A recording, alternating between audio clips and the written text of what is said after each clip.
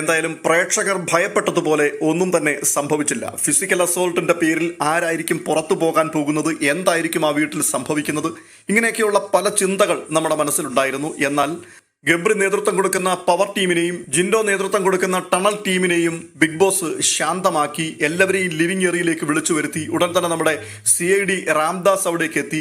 എന്നിട്ട് ചോദിക്കുകയാണ്, എന്താണിത്, ഒരു ടാസ്കിനിടയിൽ പിച്ചി മാന്തി എന്നൊക്കെ പറഞ്ഞുകൊണ്ട് ബഹളം ഉണ്ടാക്കുന്നു. ടാസ്ക് കളിക്കാൻ അറിയില്ലെങ്കിൽ എന്നോട് ചോദിക്ക്, ഞാൻ പറഞ്ഞു തരില്ല എന്ന് പറഞ്ഞിട്ട് രാംദാസ് അവിടെ നിന്ന് പെട്ടെന്ന് അപ്രത്യക്ഷനാകുന്നു. തുടർന്ന് ബിഗ് ബോസ് പറയുകയാണ്, ഇതൊരു ഫിസിക്കൽ ടാസ്ക് ആണ് എന്ന് ആദ്യം തന്നെ പറഞ്ഞതല്ലേ, അപ്പോൾ അതിന്റെ ആ ഗൗരവത്തിൽ നിങ്ങൾ കളിക്കണ്ടേ എന്നൊക്കെ ചോദിച്ചിട്ട് ഇത്രയും പ്രശ്നങ്ങൾ ക്രിയേറ്റ് ചെയ്യപ്പെട്ടത് കൊണ്ട് ഈ റൗണ്ട് റദ്ദാക്കിയിരിക്കുന്നു എന്ന് പറയുന്നു. അതിനുശേഷം രണ്ടാമത് വീണ്ടും ആരംഭിക്കുകയാണ്. അപ്പോൾ മാഗ്നറ്റിക് കോയിൻ ശരീരത്തിൽ ഒട്ടിച്ചിട്ട് ഓടിപ്പോയിക്കുക, തിരിച്ചു വീണ്ടും കൊണ്ടുവന്ന് ഒട്ടിക്കുക, ഓടുക. ഇതിനപ്പുറത്ത് ആരെയും പിടിച്ചു നിർത്തുവാൻ പാടില്ല എന്നുള്ള ഒരു പരസ്പര ധാരണയിൽ വീണ്ടും കളി ആരംഭിക്കുകയാണ്.